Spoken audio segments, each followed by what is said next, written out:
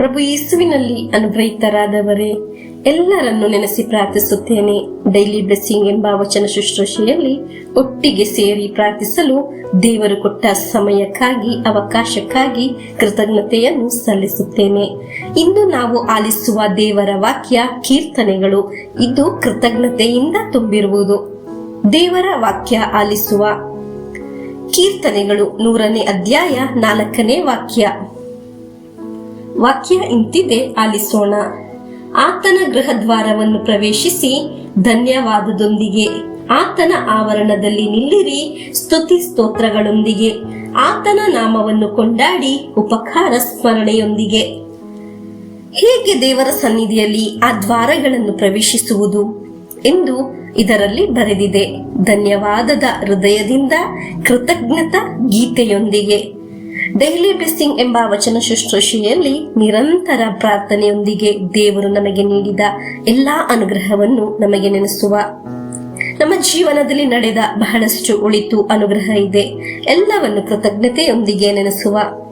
ಕಣ್ಣನ್ನು ಕಣ್ಣೀರಿನಿಂದ, ಕಾಲನ್ನು ಬೀಳುವುದರಿಂದ, ಜೀವನವನ್ನು ಮರಣದಿಂದ ಕಾಯ್ದು ಪರಿಪಾಲಿಸಿದ ನಮ್ಮ ಒಳ್ಳೆ ದೇವರನ್ನು ನೆನೆಸಿ ಧನ್ಯವಾದದೊಂದಿಗೆ ಕೃತಜ್ಞತೆಯನ್ನು ಸಲ್ಲಿಸೋಣ.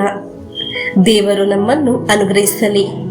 ಒಂದೊಂದು ದಿನವೂ ನಾವು ದೇವರ ವಾಕ್ಯ ಆಲಿಸುವುದು, ಹೇಳುವುದು ಮಾಡುವಾಗ ಅದರ ಅನುಗ್ರಹ ನಮ್ಮ ಕುಟುಂಬದಲ್ಲಿ, ನಮ್ಮ ಸಂಪತ್ತಿನಲ್ಲಿ, ನಮ್ಮ ಸ್ವಭಾವದಲ್ಲಿ ಉಂಟಾಗುತ್ತದೆ. ದೇವರ ವಾಕ್ಯ ಪ್ರತಿನಿತ್ಯ ಕೇಳಿ ಆರಂಭಿಸಿದ ಬದಲಾವಣೆಗಳು ಜೀವನದ ಎಲ್ಲ ಅವಸ್ಥೆಯಲ್ಲಿ ಶಕ್ತವಾಗಿ ನೋಡಲು, ತಿಳಿಯಲು ಸಾಧ್ಯವಾಗುತ್ತದೆ. ಹಾಗೆ ಇರುವ 1000 ಗಟ್ಟಲೆ ಸಾಕ್ಷಿಗಳು ನಾವು ಕೇಳುತ್ತಾ ಇದ್ದೇವೆ, ತಿಳಿಯುತ್ತಾ ಇದ್ದೇವೆ. ಇದರ ಅರ್ಥ ಡೈಲಿ ಬ್ಲೆಸ್ಸಿಂಗ್ ಎಂಬ ವಚನ ಶುಶ್ರೂಷೆಯನ್ನು ದೇವರು ಅದ್ಭುತವಾಗಿ, ಅನುಗ್ರಹವಾಗಿ ಮಾಡುತ್ತಿದ್ದಾರೆ ಎಂದು. ಪ್ರಿಯರೇ, ಮತ್ತೊಂದು ವಾಕ್ಯವನ್ನು ಆಲಿಸೋಣ. ವಿಮೋಚನೆ ಕಾಂಡ 19ನೇ ಅಧ್ಯಾಯ 20ನೇ ವಾಕ್ಯ.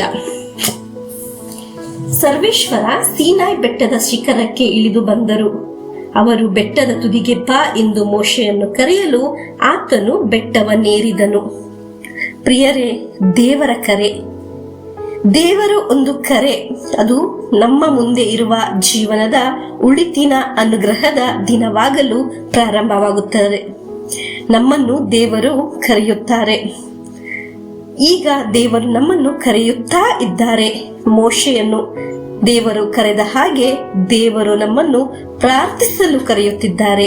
ಪ್ರಿಯರೇ, ಇಂದು ನಾವು 2 ಕಾರ್ಯಗಳನ್ನು ದೇವರ ವಾಕ್ಯದಲ್ಲಿ ಕೇಳಿದ್ದೇವೆ. ದೇವರಿಗೆ ಧನ್ಯವಾದ ಹೇಳಲು ನಾವು ದೇವರ ಹತ್ತಿರ ದೇವರ ವಾಕ್ಯದಲ್ಲಿ ಬಹಳ ಹತ್ತಿರವಾಗಲು ದೇವರು ಕರೆಯುತ್ತಿದ್ದಾರೆ. ಆದ್ದರಿಂದ ನಮಗೆ ಹೆಚ್ಚು ಅನುಗ್ರಹ ಆಗುತ್ತದೆ. ಹಾಲೆಲೂಯ. ನಮಗೆ ನಮ್ಮ ಒಂದೊಂದು ನಿಯೋಗವನ್ನು ಸಮರ್ಪಿಸಿ ದೇವರ ಹತ್ತಿರ ಹೋಗೋಣ.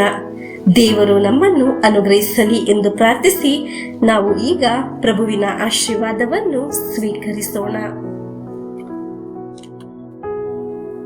ನಮ್ಮ ಪ್ರಭು ಯೇಸುಕ್ರಿಸ್ತರ ವರಪ್ರಸಾದವು, ದೇವರ ಪ್ರೀತಿಯು, ಪವಿತ್ರಾತ್ಮರ ಅನ್ಯೋನ್ಯತೆಯು ನಮ್ಮೊಡನೆ ಇರಲಿ.